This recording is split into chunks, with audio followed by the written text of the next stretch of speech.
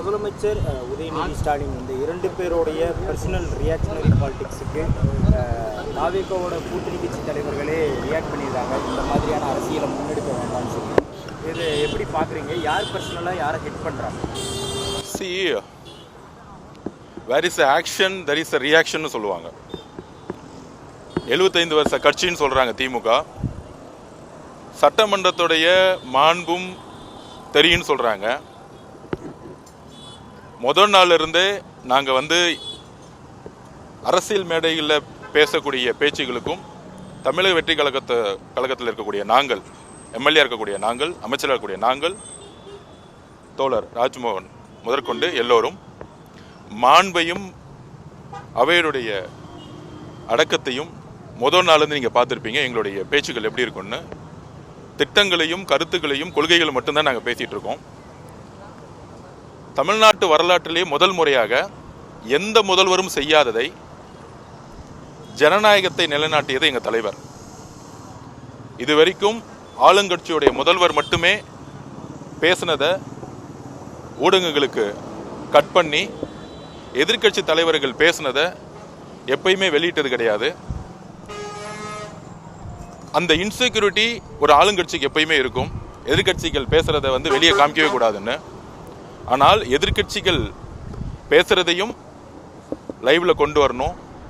வெளிப்படை தன்மை, டிரான்ஸ்பரன்சி, நிர்வாகம்ங்கிறது மக்களுக்கானதாக இருக்கணும். அது கவர்மெண்டோடைய பாலிசியோ நிர்வாகம் முக்கியம் இல்லை. சட்டமன்றத்தில் என்ன நடக்குது, பொது இடத்துல ஒரு அரசியல் கட்சியாக நம்ம மேடையில் பேசுகிறோம். ஆனால் சட்டமன்றத்தில் ஒவ்வொரு பாலிசியும், ஒவ்வொரு பட்ஜெட் செஷனும், ஒவ்வொரு மானிய கோரிக்கைகளும், ஒவ்வொரு திட்டங்களும், இல்லை ஒவ்வொரு நாளும் மக்களுக்கு எதிரான பிரச்சனைகளோ இல்லை மக்களுடைய சார்ந்த பிரச்சனைகளோ எதிர்கட்சி தலைவர்கள் எழுப்பும் பொழுது அதற்கு ஆளுங்கட்சி என்ன ரியாக்ஷன் பண்ணுறாங்க. அப்போ எதிர்கட்சி ஆளுங்கட்சியை சுறுசுறுப்பாக வச்சிருக்கிறதும் பணி செய்ய வைக்கிறதும் முக்கிய கடமையில் இருக்கிறாங்க. அதை நாங்கள் உணர்ந்து இருக்கிறோம். எதிர்கட்சியை எதிர்கட்சியாக பார்க்கல. நான் முதல் நாள் இருந்தே அவை என்ன எப்படி நடந்துச்சு, கவர்னருடைய உரைக்கு பொதுவாக அனைத்து கட்சி தலைவர்களும் பேசுவாங்க. அதுதான் நடைமுறை. அமைச்சர்களாக இருக்கக்கூடிய நாங்களே பேச வேண்டிய அவசியம் இல்லை, அது மரபும் அல்ல. ஆனால் திராவிட முன்னேற்ற கழகத்தினுடைய எம்எல்ஏக்காக இருக்கக்கூடியவங்க திரு உதயநிதி ஸ்டாலின் அவர்கள் எதிர்கட்சி தலைவராக அமர்ந்திருக்கிறாரு. அவரையும் மீறி சொல்லக்கூடிய வார்த்தைகள், கேலிகள், நையாண்டிகள், ஒருமையில் பேசக்கூடிய பேச்சுக்கள் இதெல்லாம் லைவ்ல பார்த்துருப்பீங்க. முதலமைச்சர் கிட்டத்தட்ட ஒவ்வொரு அவையிலையும் 5 மணி நேரம் அமைதியாக பொறுமையாக நோட்ஸ் எடுத்து கவனிச்சிட்டு இருக்கார்.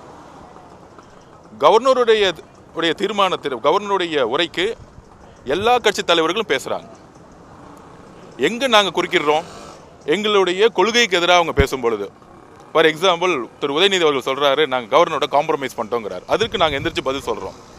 We never compromise any policies, any ideology.